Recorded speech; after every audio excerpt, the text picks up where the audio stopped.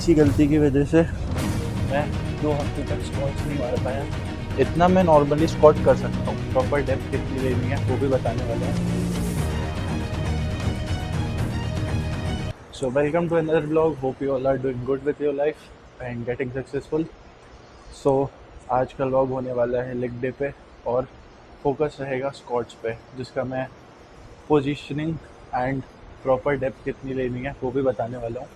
और कई लोग क्योंकि होते हैं जो कि वीडियोस देख के या मतलब उनके लिए एविडेंट हो जाता है वो दिखाना कि भाई हमारी मोबिलिटी कम है या हम ज़्यादा डेप्थ इसलिए नहीं जा पाते क्योंकि ब्ला ब्ला ब्ला जो भी शिट चलती है, तो वो वीडियोस के ज़रिए ये दिखाना चाहते हैं कि भाई हम ज़्यादा डेप्थ इसलिए नहीं जा पाते क्योंकि हमारी मोबिलिटी कम है।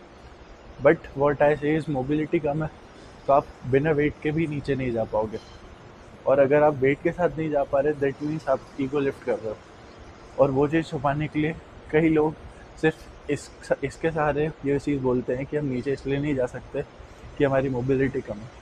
तो भाई आज तो मैंने प्री वर्कआउट भी नहीं पिया है पहले, इसलिए क्योंकि पहले मैं स्ट्रेचिंग प्रॉपर करूँगा और वार्म अप पहले प्रॉपर करूँगा, क्योंकि मैं अभी अराउंड 9-10 घंटे से खड़ा हुआ हूँ। मेरी शिफ्ट थी, पर्सनल ट्रेनिंग्स थी, तो उसकी वजह से कुछ भी एंगेजमेंट बचती नहीं है किसी मसल की।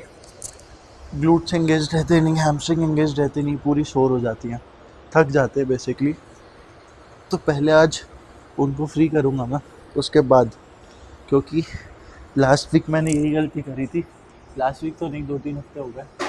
इसी गलती की वजह से मैं 2 हफ्ते तक स्क्वाट्स नहीं मार पाया, ना प्रॉपरली लेग्स को ट्रेन कर पाया, क्योंकि बिना वार्म अप के स्क्वाट्स मारने की वजह से मेरे वार्म अप सेट में ही मेरे बैक में क्रैम्प आ गया था। और वार्म अप वेट था अराउंड 70 kg, जबकि मेरा वार्म अप सेट रहता है 100 kg 120 kg तक, और मेरा उतने ही वेट में क्रैम्प आ गया था जस्ट बिकॉज मैंने ढंग से वार्म अप नहीं करा। क्योंकि 9-10 घंटे ऑब्वियसली अगर मैं खड़ा रहूँगा तो ग्लूट्स एंगेजमेंट लेने ही बंद कर देते हैं, तो उनको रीएक्टिवेट करने के लिए थोड़ी बहुत मोबिलिटी एक्सरसाइज करना ज़रूरी है। और बाकी फर्स्ट एक्सरसाइज तो स्क्वाट्स लेंगे, प्रॉपर वार्म अप हो जाए फिर मैं दिखाता हूँ।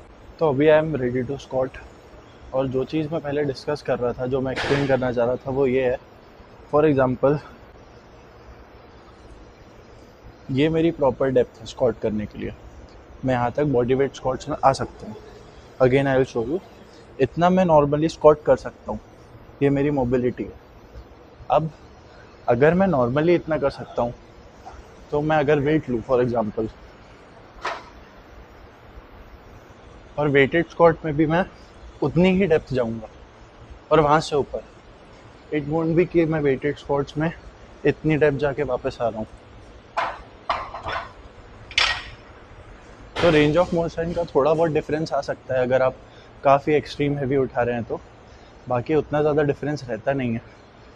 90 डिग्री से नीचे जो आपकी सीटिंग पोजीशन है उससे नीचे आप कितना भी चल जाएं वो स्क्वाट काउंट होता है। तो करेंटली ये वेट है 120 kg के अराउंड, जिसमें मैं अभी आपको डेप्थ शो करूँगा।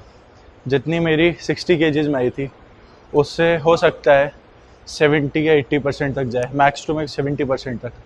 बट इसका मतलब ये नहीं कि मेरी 60 kg में अगर 100% आई थी तो हैवी जाते समय 30 या 40% आए।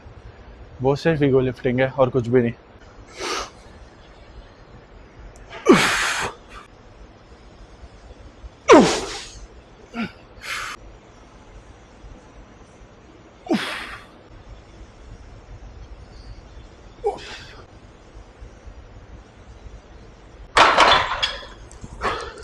तो 120 kg का वीडियो मैं इसके साथ में ही डालूंगा। तो एज यू सॉ, जितनी डेप्थ 60 kg में थी उतनी ही डेप्थ 120 kg में आई है। और इससे ऊपर अगर मैं जाऊँ, वैसे ही मेरा वार्म अप सेट रहता है नॉर्मली, बट अभी बैक इंजरी की वजह से थोड़ा कम वेट उठा रहा हूँ मैं, तो मैक्सिमम हो सकता है 140 या 150 kg तक जाऊँ, उसके बाद नहीं। तो डेप्थ की बात कर रहे थे। डेप्थ आप अगर नोटिस करेंगे तो 60 kg और 120 kg दोनों में ऑलमोस्ट इक्वल डेप्थ थी। और अगर मैं इससे ऊपर भी जाऊँ 160, 170, 180 या 190 kg तक, तो मेरी डेप्थ हो सकता है इससे 10 या 15% डेप्रिशिएट हो, थोड़ी डाउन हो, बट इतनी डाउन नहीं होगी कि मैं प्रॉपर फॉर्म में ही ना पाऊँ। और अगर मैं उतना नहीं डेप्थ ले पा रहा तो वो प्रॉपर है ईगो लिफ्टिंग, क्योंकि हर एक्सरसाइज हर वेरिएशन परफॉर्म करने से पहले आपको उसकी नीड समझनी पड़ेगी और आपको क्या रिक्वायरमेंट है, आप क्या एक्सपेक्ट करते हो उस पर्टिकुलर एक्सरसाइज से, आपको वो चीज़ समझनी पड़ेगी। क्योंकि अगर हम बात करें स्क्वाट की, तो स्क्वाट में depth is the key. Proper depth ही ज़रूरी है। डजेंट मैटर आप कितना भी वेट उठा रहे हैं, एक चैलेंजिंग वेट हो उतना इनफ है। ज़रूरी नहीं है कि आप बहुत एक्सट्रीम वेट लें और फिर आप डेप्थ ही नहीं मार पाए, तो उसका कोई सेंस ही नहीं है।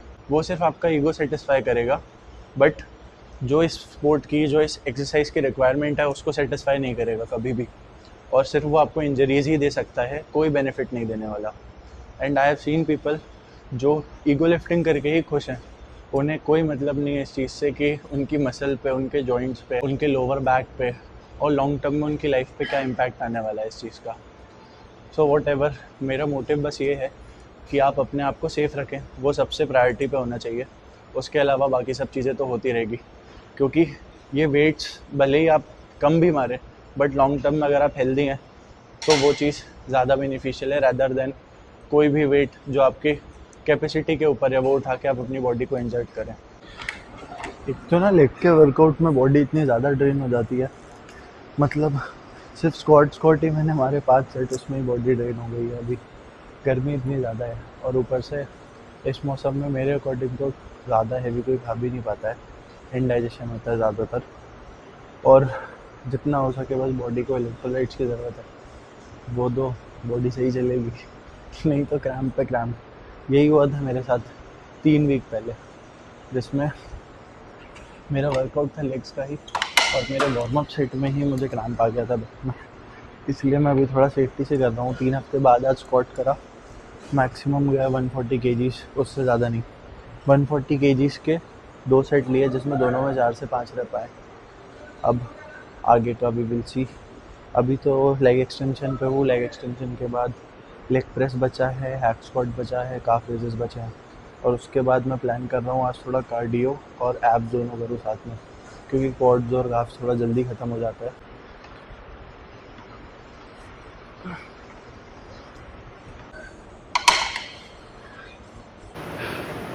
तो भाई leg workout is done now. 20 minute का कार्डियो कंप्लीट करना है, 20 मिनट इंक्लाइन वॉक और थोड़े कोर की एक्सरसाइज, बस डन। आज का व्लॉग इतना ही। Stay tuned, do subscribe, like, comment सब कुछ करो और अगली वीडियो का वेट भी करो।